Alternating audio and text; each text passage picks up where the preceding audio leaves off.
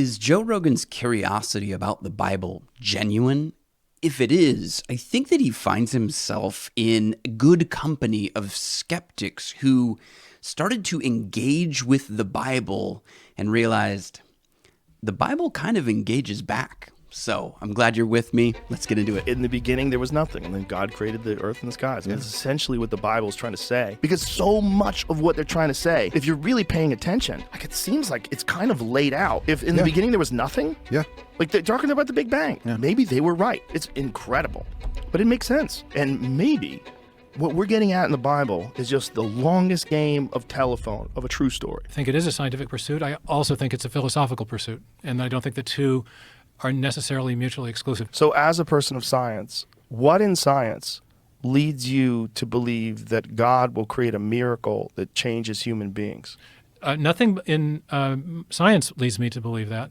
I believe in the possibility of miracles in part because we saw one at the very beginning of the universe. I mean, we have evidence of that. I mean, if God can bring the universe into existence from a spatial, temporal, material singularity, then perhaps he can raise someone from the dead or give us life after this life is over.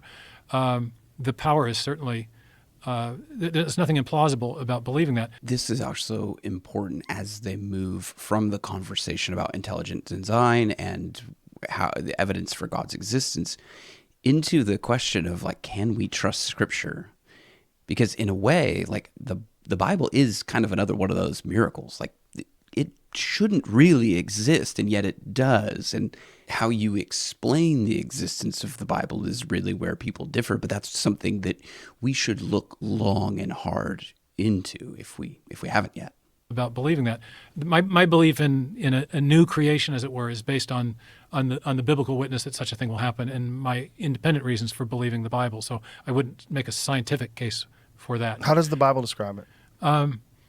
It describes a new heavens and a new earth, and a place where every tear will be wiped away, and pain will be a thing of the past, a restoration of all things.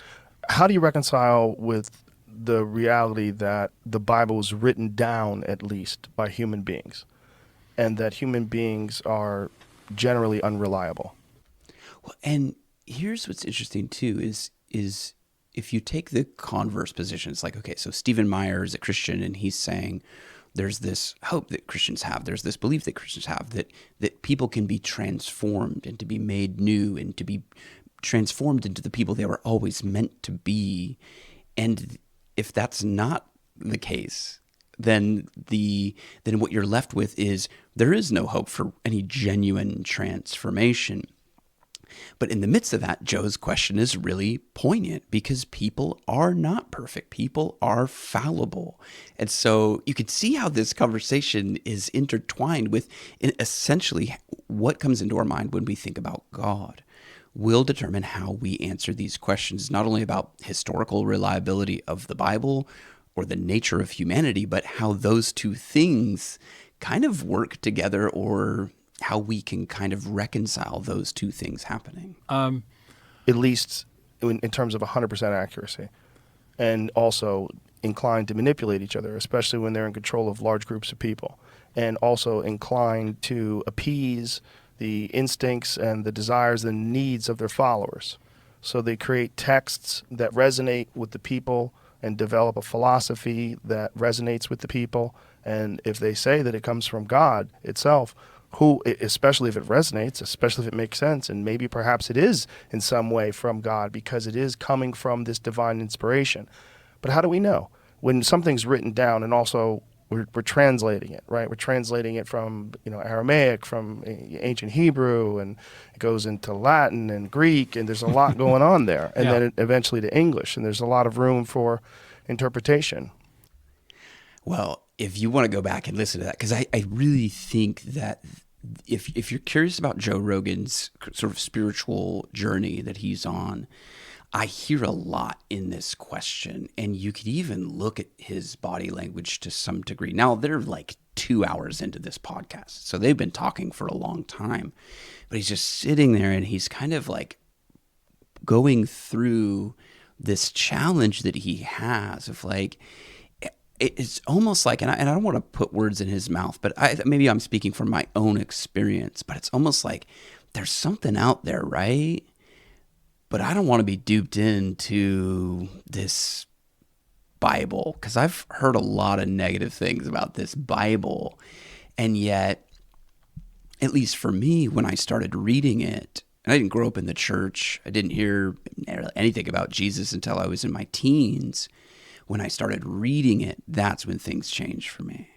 All the preconceptions about what the Bible is started to break down. And I'm just curious to know if Joe is maybe started on that path a little bit and is starting to wonder, like, how can I trust this thing? How can I really trust this thing?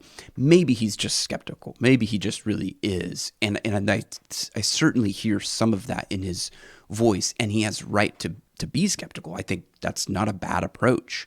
But there is also this other part of it that's just kind of like, man, I want something to be true. I want there to be some meaning and purpose in life. And if it's possible, I could find it in this collection of ancient writings and ancient books.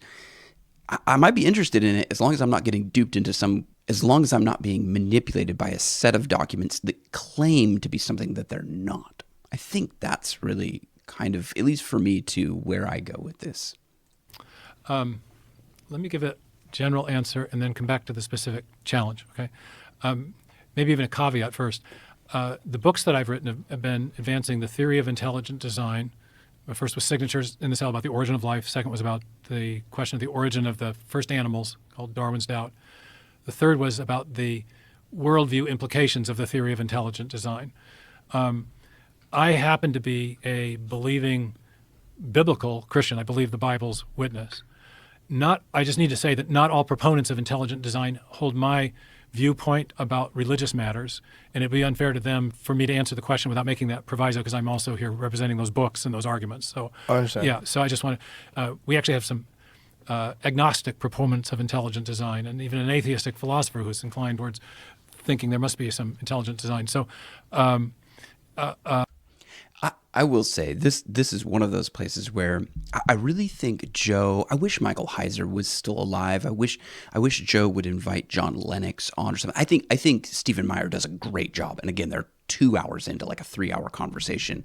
But it's like, just talk.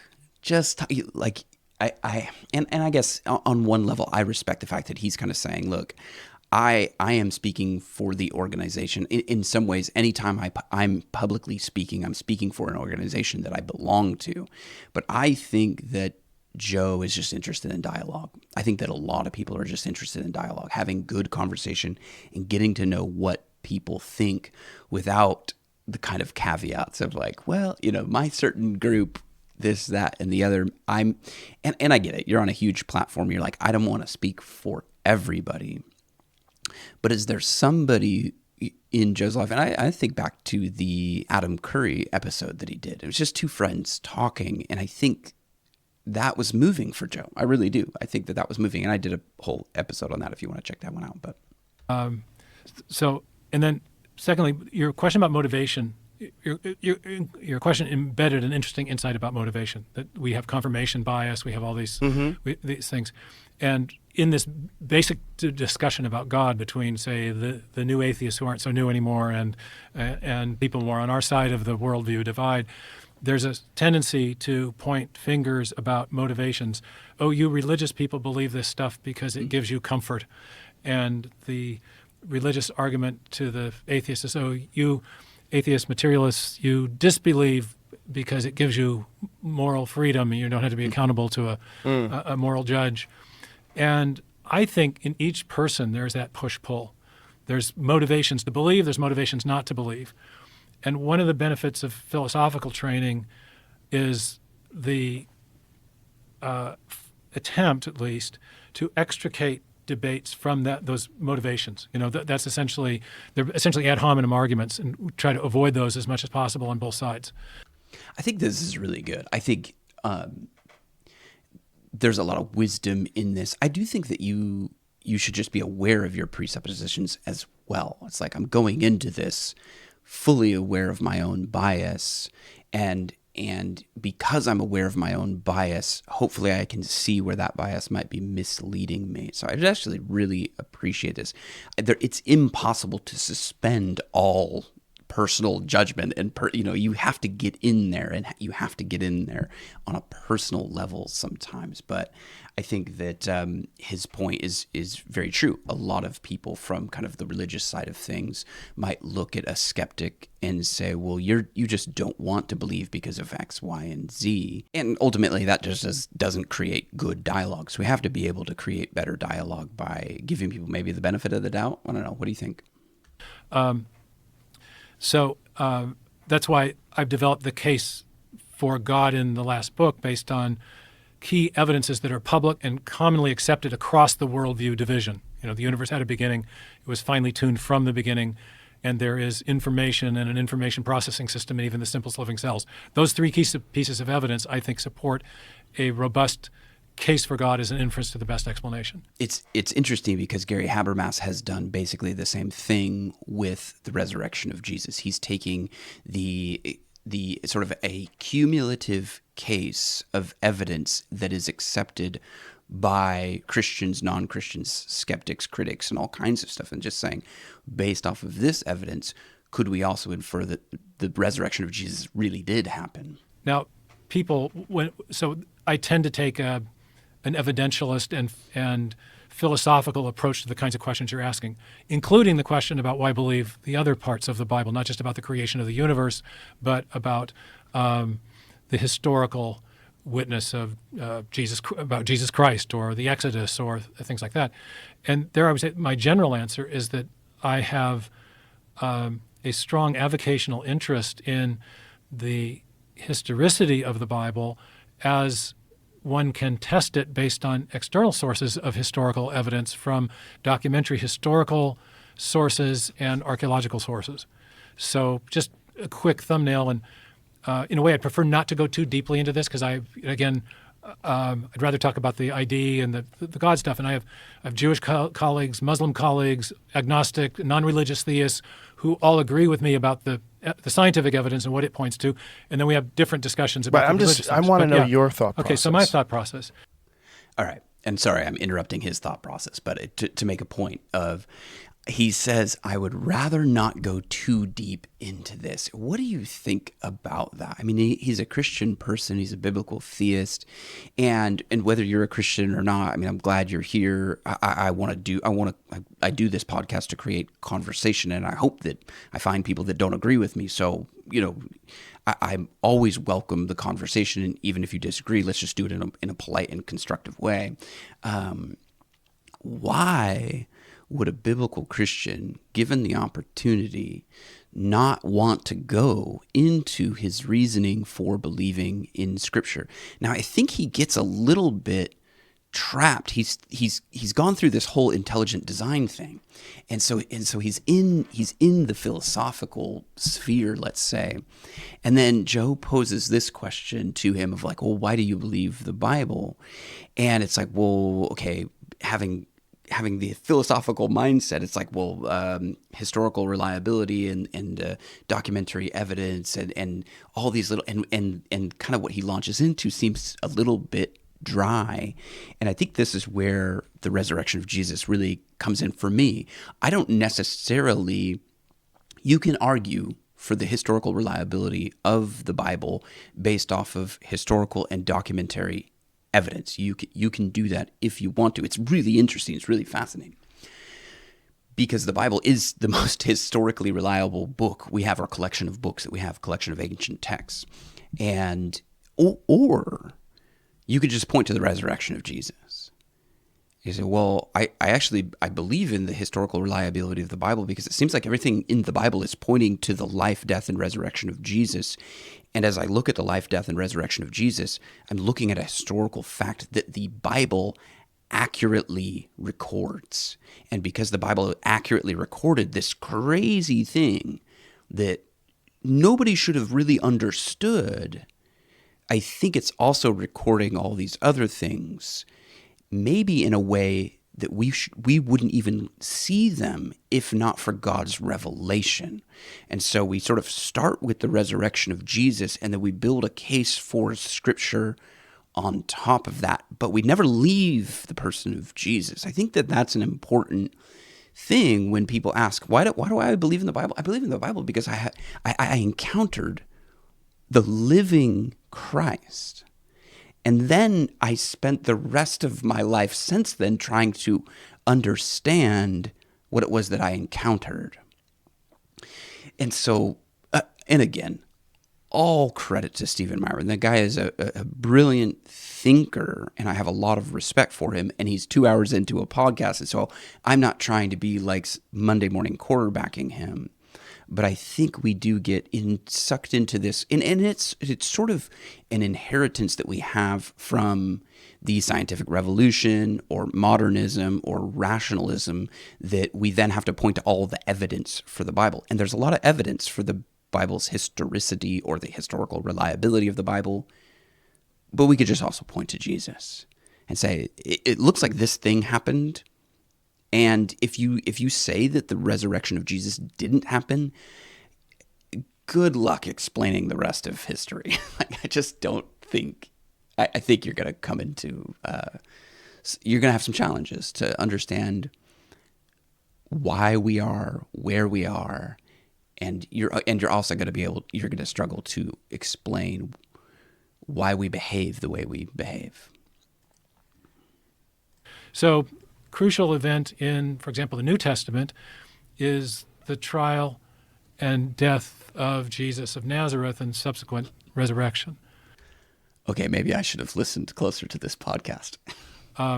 One key, really striking thing that I've discovered in my avocational interest in archaeology is that the 5 or 6 leading figures, most important figures in that trial narrative, which take up about a quarter to a third of the 4 Gospels, have all been independently attested by archaeological inscriptions in the last 50 or 60 years. There were some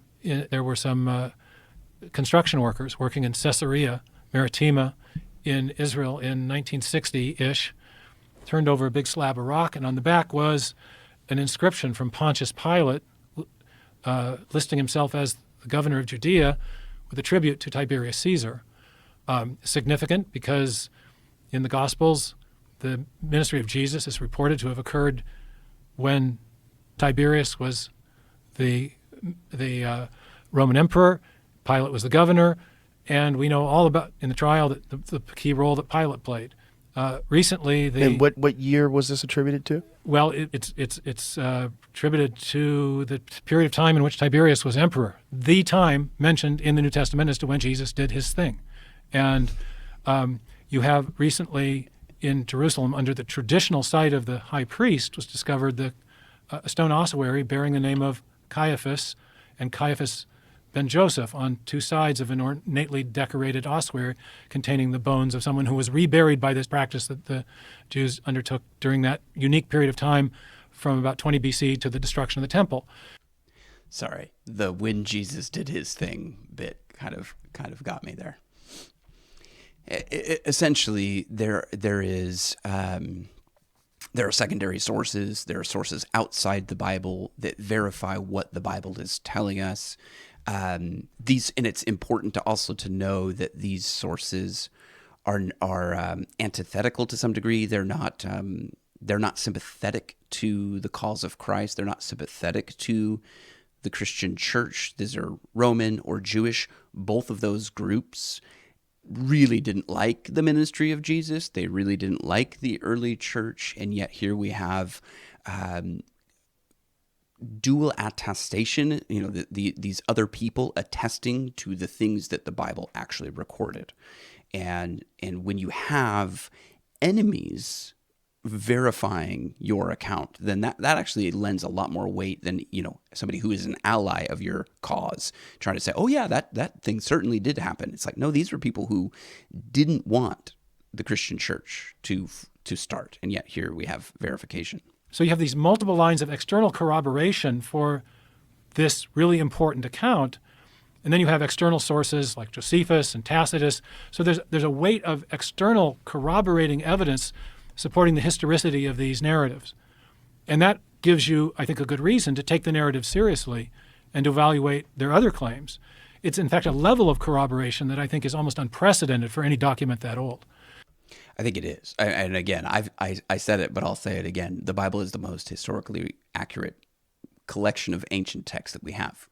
Feel free to dialogue with me and challenge me on that, because I am a learner. I want to learn. But as far as I can see, that's the case. I mean, that is what it is. So that's corroboration in terms of the narrative of the stories, or corroboration in terms of the historical figures being real? both. In Josephus, The narrative of the stories being the resurrection of Jesus?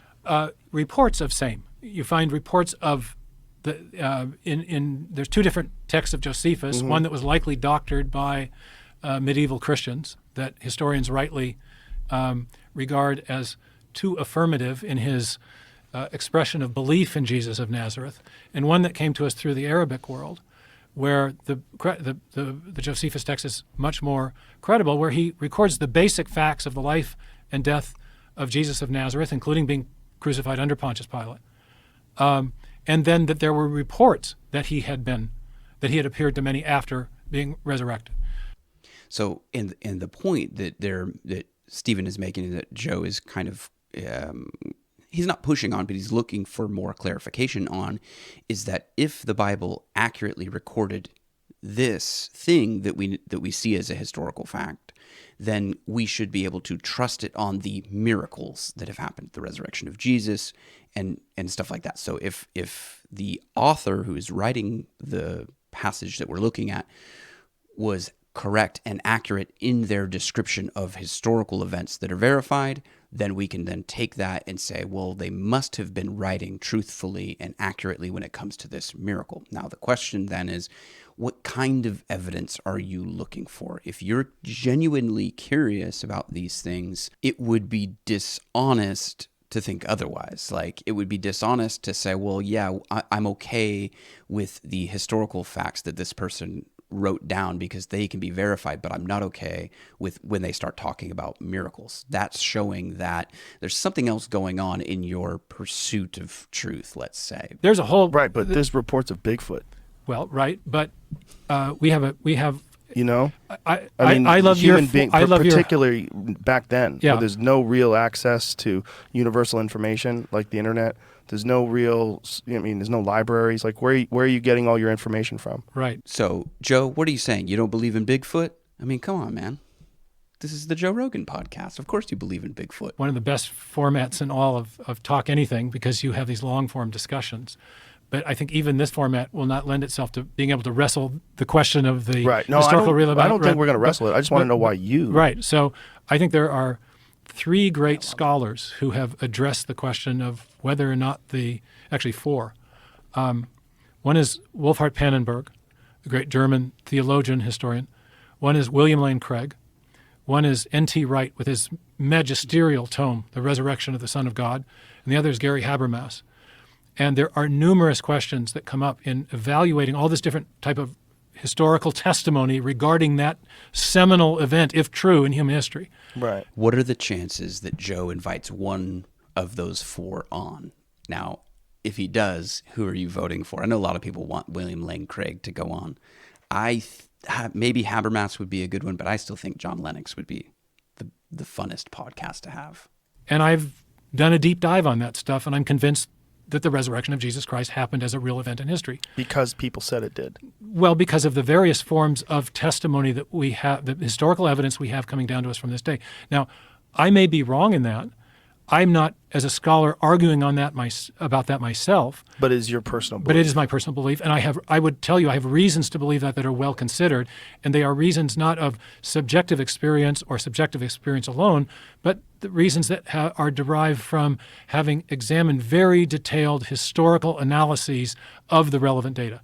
So, not just my subjective experience. And that's the thing that I think is important. It's like, the reason that I believe Jesus is not just some people said that he resurrected.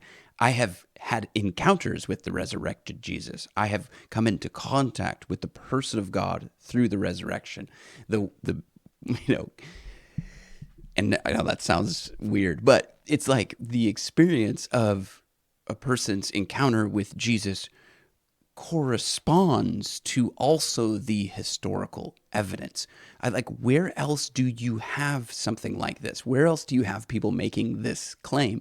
It's just the reason we believe history is because people said something. That's where we get history from. Now, of course, you could believe that history, you could deny that history. There's certainly more conversation to be had, but no other group of people are making this claim that Jesus was a real person in real space, time. He truly resurrected, and we have had encounters with him.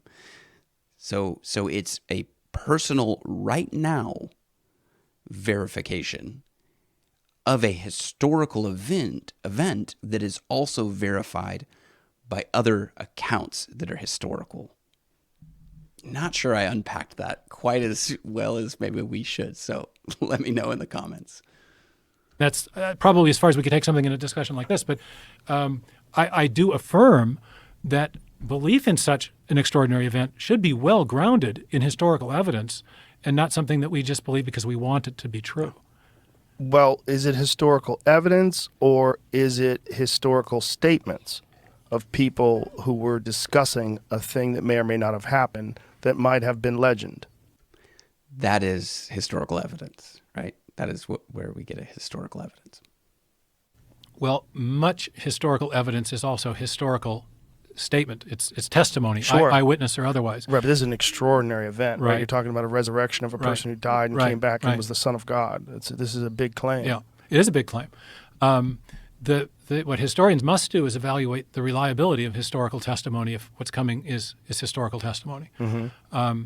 One piece of historical testimony that's always been extremely compelling to me is the testimony of James, who is mentioned in the New Testament as one of the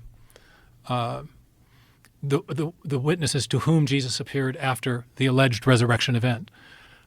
He was also mentioned earlier in the New Testament as one of his brothers or half-brothers, depending on whether you're a Protestant or a Catholic Christian, how you view that.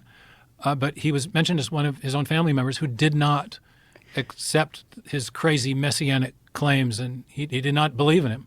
But something changed James's mind. We later find that he becomes the leader of the Jerusalem Christian church, the early Jewish believers in Jesus. Mm-hmm.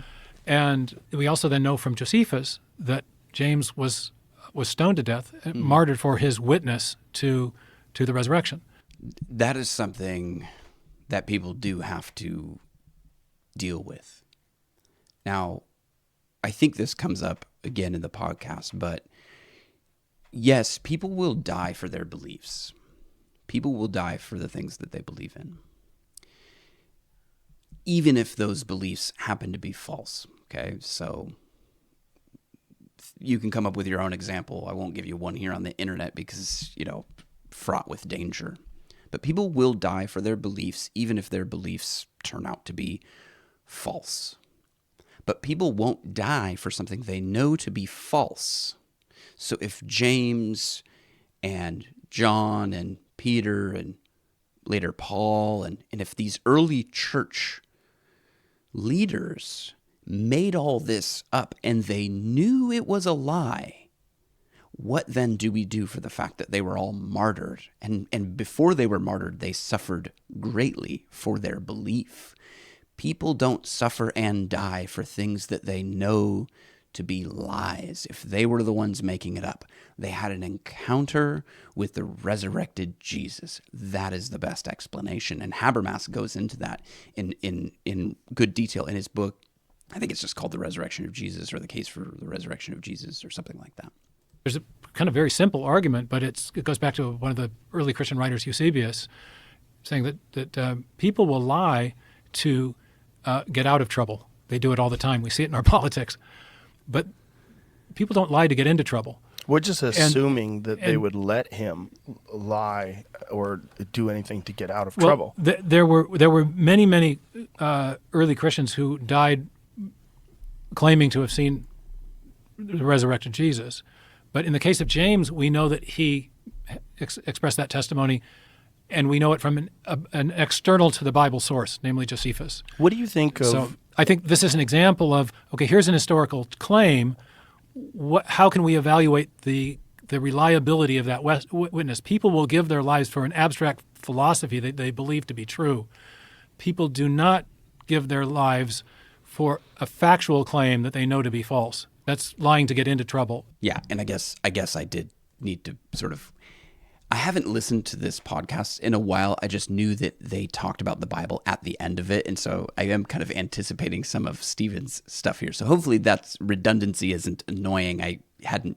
Yeah. Anyway, here's the other thing, and again, this cannot be easily dismissed. Some people are going to want to easily dismiss this, but you just you have to sit in sort of the weight of these claims, because it's even not just the early church that we have to wrestle with. It's the church that exists today. And I know a lot of people say, well, these things were invented so that people could gain political and religious power. And it's like, yes, some people did exploit Christianity and other religions to gain political and religious power, but the people who the people who are living as disciples of Christ, they often suffer very deeply within their faith and within their experience with Christianity. Jesus literally says, if you're going to follow me, you're going to have to take up your cross as well. And so suffering and trauma and even tragedy is like inherent within a person coming to Jesus. When Christ calls a man, he bids him come and die. And that's really, like, again, the profundity of this. I'm not sure skeptics who are just kind of like not really curious about the actual person of Jesus will understand this, because there's no reason for these early church leaders to die for this belief unless it was genuine, unless they had a real encounter. There's also no reason for the church today to exist after thousands and thousands of years of people trying to persecute the church, get rid of the church, overthrow the church, undermine the church, and relegate the church off into a realm where it's irrelevant. It keeps existing for some reason, and I think the reason is the God that we serve knows the way out of the grave. So every time it seems like Christianity has died, it comes back to life in a way. So, again, I just wanted to sort of pause on that, because he's talking specifically about James and the early church, but then you have to look around today, 2,000 years later, and realize that kind of the same thing is happening with followers of Jesus 2,000 years later. True, but we don't know what James' mental state was. We don't know if James was schizophrenic. There's so many variables that could be taken into consideration. It's a question of weighing the preponderance of the evidence and deliberating on it over time. I agree. I'm not I understand. Claiming that in sharing these things that I will. No, I'm happy you are sharing them. Yeah. I'm happy you are sharing them. You're just getting an insight into my thought process. That's I'm all very I'm much concerned to. I'm a philosopher. Okay. Mm-hmm. Alvin Planting has great work with warrant and proper function. We say that knowledge. Philosophers say knowledge is justified true belief. For my religious beliefs, as much as for my scientific beliefs, I want to know what the justifications are. I want to have justifications for those beliefs. That is a way of providing warrant or support or justification for the historical reliability of the Bible, and I think you can do that with the Old Testament as well as the New. But these are historical representations of things that are plausible, like sieges, things that happened all the time. It's a part of human history. Plausible. Now, this again goes back to the fact that they just talked about whether or not God exists. So once you have that in place, does God exist or does God not? If God exists, then miracles are plausible. We don't live in a purely naturalistic world where everything has a naturalistic explanation. So you almost can't dislocate the argument for God's existence and the reliability of the Bible. I know people do, but whatever. It's like, I just see that in the question of like, well, this is verifiable from a naturalistic standpoint, but that's not all there is. So how do you so I guess here's how you would do it. You take the claim of a resurrection, right? And you say, okay, the resurrection is a miracle. That's not something we can verify. We can't put that in a test tube. We can't take a sample of whatever it might be, right?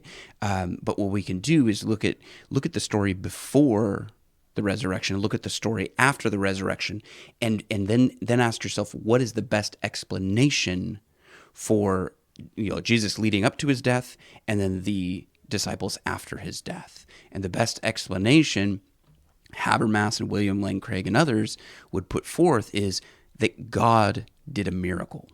If that becomes your best explanation, it would be disingenuous not to accept that as a possibility. You can't just say, well, we can't verify it. I mean, can we verify that Abraham Lincoln was the president of the United States? I mean, in a way we can. Can we verify that we're not all sleeping right now? Can we verify that this is happening? In a way we can. Can we verify the miracle of the resurrection? In a way we can. And maybe even more so than Abraham Lincoln. I know I'll probably get wrecked on that one, but that's okay. We're having fun. Well, right, there's something kind of mysterious about this siege and why it was broken, because the Assyrian power was overwhelming in comparison to what was left. And there is the biblical account is that God himself created confusion in the ranks of the Assyrian soldiers. Is that really how God would handle it? Well, we don't know. Why didn't God do that for with one World War reason II? or another? Yeah. Why didn't God stop Hiroshima and Nagasaki? Well, why did God allow the Holocaust to take place? Why did he allow the fog to descend at Normandy? I mean, I don't know. So that's so funny. Again, if you want to just kind of look at it from a naturalistic standpoint, you have to explain the fog at Normandy that allowed the Allies to gain that victory to some degree. You sort of have to take the good with bad. I mean, what do you do with these questions? What would you do? What would you do with a string of questions like that? Like, why did God, why did God, why did God, why did God? Why didn't God confuse those people during World War II who were doing evil things? It's linked to the Bible. I mean, it's sort of different, but why did God allow Adam and Eve to survive after they had rebelled against him and brought death to humanity? God is holy, and to rebel against God is evil. And so God would have been, and maybe I don't want to speak for God, do your own research here. It seems that God would have been completely justified to just start the human race over again, but he doesn't. Why? Genesis 3:15. He promises to do something. So here it is. Why didn't God do something to prevent all the evil that was happening in World War II? The answer is he did do something. He did the thing that humanity needed him to do for our salvation. I don't know how that doesn't necessarily comfort you if you lost somebody in a death camp in World War II. But again, just like the gap in history that would be left by the resurrection, it's almost like we have two options there. It's like we could suffer for no reason because there is no God and there is no divine story and there's no hero, and we could suffer needlessly because suffering's there. You can't deny it. Or we could suffer. There's suffering that is seen within the context of a divine struggle that's going on, and the victory that has been won by the death and resurrection of Jesus Christ.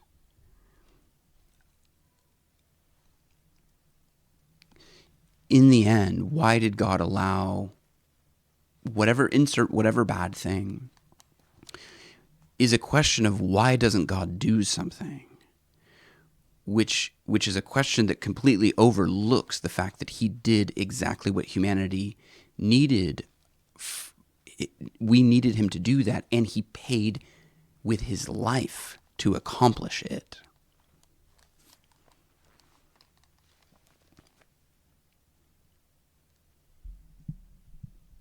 I do hope that that's encouraging. I understand that sometimes it can seem just like platitudes, but I don't know all the answers to these questions. I'm just saying that there are. I am unpersuaded by Hume's skeptical argument against miracles.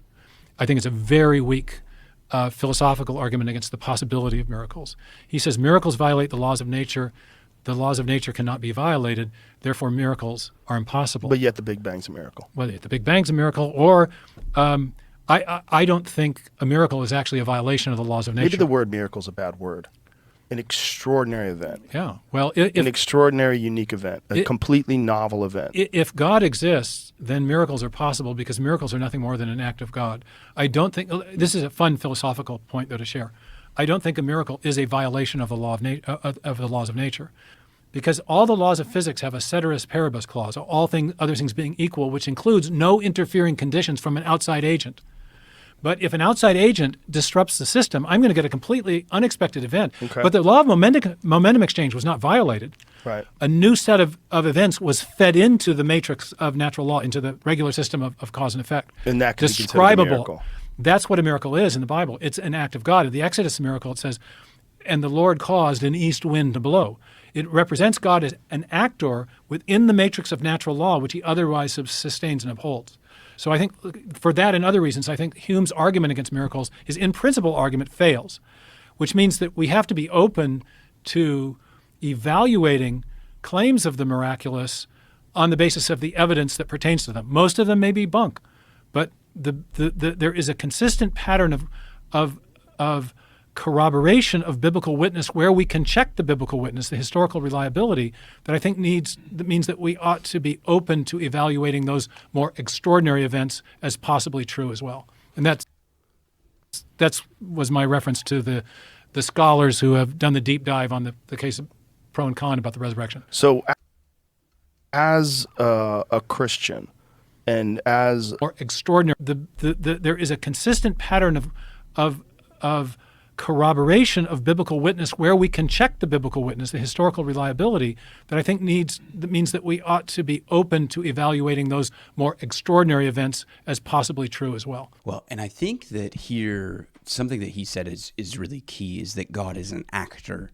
in human history. God is involved. He is the author of the story, and he's the hero of the story also. And that cannot be, again, sort of dislocated from the conversation about how the Bible came about. Because I think the main thing for me is always that the Bible emerged out of a community, that a group of people over a long period of time, and a diverse group of people,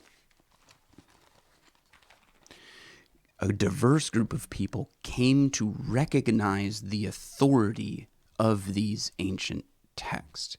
Now, there was somebody writing those texts. There was a human involved, which is Joe's kind of like his major kind of problem maybe with the reliability of the Bible, is that humans were involved, which is true. But God was also involved. God is the second author of each of these biblical texts, and that's what gives it the authority. God didn't suspend the human element of that scripture and turn people into robots and just dictate what he was saying. There's even passages where Paul is saying, look, this is me writing to you, not as the Lord, but just me giving you sort of my opinion, my take on this. And so Paul is even aware of this process that's going on when he says that God is inspiring the human author to write, and the ancient texts that we have collected as the Bible were not written by a group of people. They were written in the midst of a group of people. The Bible sort of emerges out of a community. It was not created by the community. And over time, and over all kinds of geography, different languages, people have said that this book changed their life, that they had an encounter with God when they read it, that it became alive, that as they began to interact with the Bible sort of interacts back with them. And when you're reading a passage, you're like, oh my gosh, was this written for me? Was this written with me in mind? And the answer is yes, to some degree. Like, yes, but also all the other people who have interacted with that passage and felt the same way. The answer is yes, it was written with you in mind. It was also written by an original author with an original audience. And so the uniqueness of Scripture, when you really begin to understand and sort of wonder what this thing is, cannot be overlooked. It is the most unique collection of ancient works in the world. Now, of course, I say that as a biblical Christian, so yes, am I coming at it with a little bit of a bias there? Certainly I am. But here's what's interesting, is that this is Stephen Meyer. This is episode 208. This is episode 2008. Let's go here. This is actually like 6 months after the Stephen Meyer interview that Joe Rogan did. It's really interesting where the conversation goes with regards to the Bible and Joe's thinking on the Bible. I wonder if there's been some development. And so if you're at this point, we do kind of do a deep dive on this stuff. So I appreciate that you're here. And if you know anybody that would benefit from these types of conversations, my only thing is to share that with somebody, because I think that we do live in this world where it's like, it's kind of fun. We can have a conversation, but then you can kind of like take the recording of that conversation and send it to somebody who wasn't there, just like I wasn't here at this interview. And so these conversations are, I think, maybe more powerful force for good than maybe we realize. So anyway, I appreciate you being here this late into the podcast, and share it with some friends and let me know what you think in the comments, because I do appreciate that as well.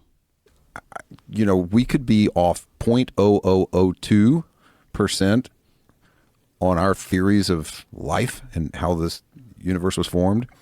And if that's wrong, we don't have any fucking idea where we are or what this is. No, we don't. And Terence McKenna once said it best, that science asks of you one miracle. And that's the Big Bang. Yeah. It is one miracle. It really is kind of like a miracle. Yeah. If in the beginning there was nothing, and then God created the earth and the skies. And that's essentially what the Bible is trying to say. They're just doing it in a way. And the Bible got it right. They got the order right. Right. So again, going back to the Stephen Meyer interview, the story of the Bible is externally verified by the other historical evidence that we have. I think it's based on an understanding that people had achieved. Because if you think about the Bible, right, and if all these people are correct about the original history of sophisticated civilization, if the Randall Carlsons and the Graham Hancocks and the Robert Shocks of the world and the John Anthony West, if they're correct in the timeline of, like, say, the most sophisticated society that we are aware of, which is Africa, if those people that lived in Africa 30,000, 40,000 years ago in Egypt, if they created a society that was infinitely more sophisticated than anything that we had ever seen before. Or like the Garden of Eden, someplace like that. Just saying. Or, like, how did they do that? Who did that? And what was that like? Like, what the was that like? What was that world like back then? I mean, have you ever really stopped and tried to think and imagine what was that world like back then? Well, how about that you have a similar world in Central and South America, where they also had built things many thousands of years ago that still, like, how the fuck did you do that? Not unlike the scattering at the Tower of Babel, where they were building a ziggurat, and now there's these ziggurat-like structures all over the globe. Just saying. You can hear also just how fascinated Joe is with the idea that maybe some of this that's written in the Bible is actually true. Yeah. How'd you do that? Easter Island. How did y'all make those things? Yeah. How in the world? And then move them? Well, I think if those things go down and then people have to rebuild, I think it takes a long time before people figure out what happened. I think it takes a long time. Mm-hmm. And I think that's where a lot of the confusion that you see in the Bible comes from. Like, the God made the earth and the sky and everything in like 6 days, right? And on the sixth day, he rested. Okay. What are they actually saying, though? You're getting things that are translated from an oral history of 1,000 years, and then they're writing it down in Aramaic, they're writing it down in ancient Hebrew, And you're getting it many years later, long after. Diluted and all kinds of. Think about what people are willing to do today to the Constitution. Okay. So he said it was diluted down, and the idea is that this process somehow makes the Bible or these ancient texts less reliable. I just want to pause there for a second, because he's going to bring up the idea of telephone, right? That's the image that people get in their mind. It's like this person passes it to this person, passes it to this person. Within that tradition, though, again, we just talked about how the Bible actually emerged out of a community. The community didn't write the Bible. It emerged from this community. And within that community, you have people you can go back to. So you could even think really quick that Noah was not that far removed from Adam, right? So he could have talked to someone who like is one generation removed from Adam, let's say, to get the story. And then so in that game of telephone, it would be like every other person going back to the original person to ask and to verify, hey, is this the way the story went? These people were not in isolation from one another. They were in community. So whenever somebody started telling the story wrong, everybody knew it because everybody knew that story. They were not isolated the way a game of telephone is. Well, with all the information that we have about the dangers of this, think about what they're trying to do today. Now imagine what you would do if you had the real knowledge of the birth of the solar system, of the development of human beings, and the God energy of the universe, and you tried to translate it over an oral history because there's chaos, because there's no more cities anymore, and everyone's dead, and you're just like hunting and gathering as cave people, and you're trying to relay this origin story of mankind. And then it gets written down in parables, and it gets written down in Latin, and it gets translated over the years, and then people try, okay, then they sit down and they look at it many years later and they go, what the f*** were they trying to say? Yeah, and I think his point with the Constitution is that people are trying to change the Constitution. They're trying to manipulate it and change it, and which is a good point. How do you get an ancient text like this preserved over time? Again, the first miracle, we sort of invoke God, and maybe we don't like that. We're reductionists, rationalists, and we want the explanation for something. But again, the Bible was written in that community, and every book has its own author, but then there's the author, which is God. And so over this whole process, and again, I'm a biblical Christian, I'm a Christian, I believe in the Bible being inspired by God, and so I do see that the only explanation that I can come up with is that God preserved that process. Because what we have in front of us is just not something that I can dismiss. The nature of the Bible is unlike anything I've ever come into contact with. It's not just a book. It's not even just a collection of books. It's not even just a collection of ancient texts. It is the living and active Word of God that when you really start to dig into it and you go there in a sense, you almost have to go with a sense of humility. But even like hard skeptics who are honest started reading the Bible, it changes them. So think about that. Yes, okay, could reading Dr. Seuss change you? Yes. But I think as a Christian, when I say that, I mean at a more fundamental, foundational level. Again, it's almost like the Bible starts to read you as much as you read it. And if you're a skeptic and you haven't come into contact with that, I don't know that that's going to make sense to you, and I'm sorry for that, but that's kind of the best way I can explain it, I guess. Like, what were they trying to say? Because so much of what they're trying to say, if you're really paying attention, like it seems like it's kind of laid out like the origins of the universe. If in the beginning there was nothing, like they're talking about the Big Bang. If these scientists all agree, how did they know that then back there was then? light. 4,000, 6,000, 10,000, however, how did they know it back then? Because it was revealed to them by the Creator. That's the best explanation. Be the Big Bang. Why wouldn't they assume back then that God was always around? Why would they assume that God had to make everything? Why would they assume that there was a beginning and an end just because they have a beginning and an end? Is that rational? Why would they assume that? And why did everybody assume that? Maybe because they fucking knew. Maybe because at one point in time, whether it's 10,000 years ago, 20,000 years ago, they had figured a lot of this shit out. Well, someone figured something out for the pyramids and the way that they were built to be aligned so perfectly with a true north, and just to be able to construct them. If those people were that smart, why wouldn't we imagine they had an understanding of the birth of the universe? Well, and not only that, if those people were that smart, couldn't they also assist in the preservation of these ancient texts that we have? Why wouldn't we imagine they would have this bizarre understanding of the way morality and good and evil play out with human beings? Yeah. Maybe they were right. In contrast to an evolutionary model, which would mean, no, just nature is bred in tooth and claw. It's a dog-eat-dog world out there. Why is it that ancient people have a sense of morality if they evolved from beast forms? Maybe they were created in the image of God.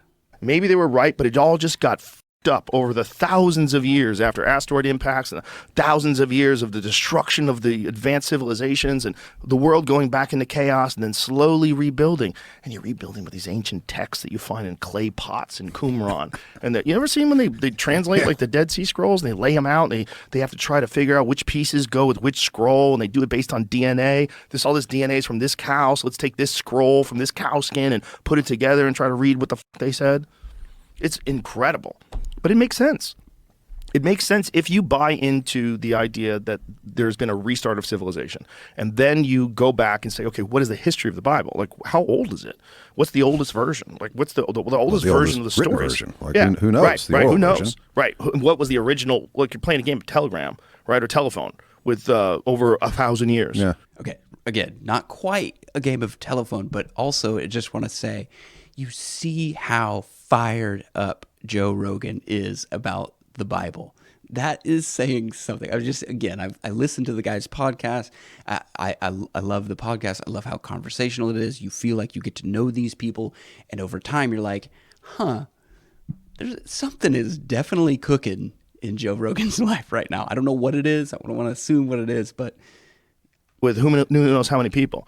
But if we've seen what the Egyptian people were able to build, what was that like? How sophisticated were they? And maybe what we're getting at in the Bible is just the longest game of telephone of a true story. Of a true story.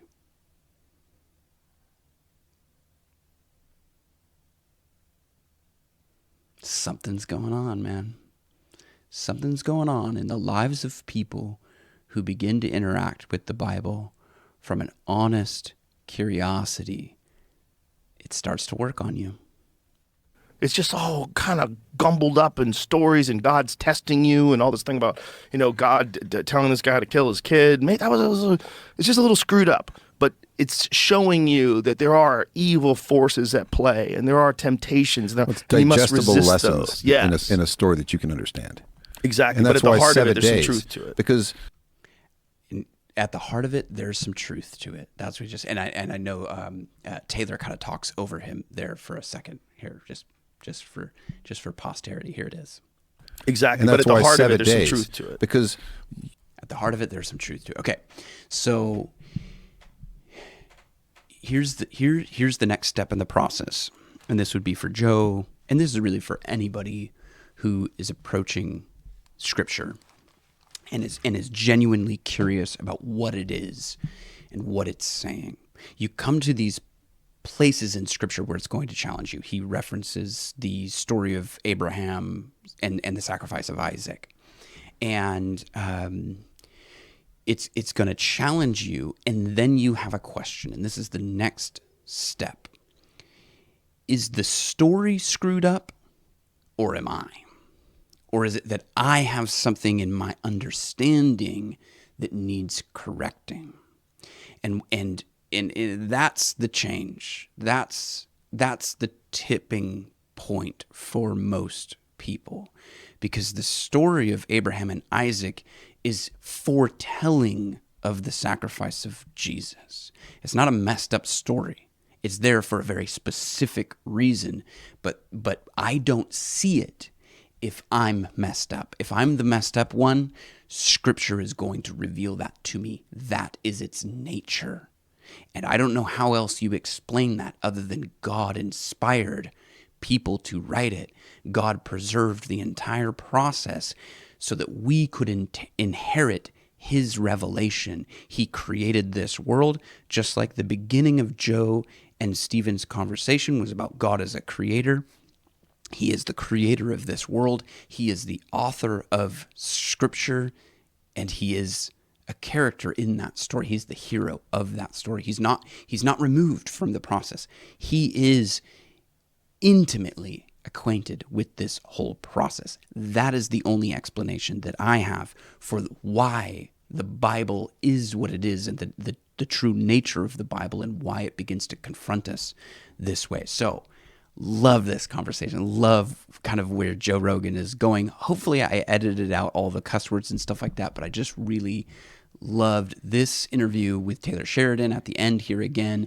Reminded me of that Stephen Meyer interview. And so more to come. Hope you guys are inspired by this. Again, share this with somebody that you think needs to hear these types of conversations. And I'll catch you in the next one.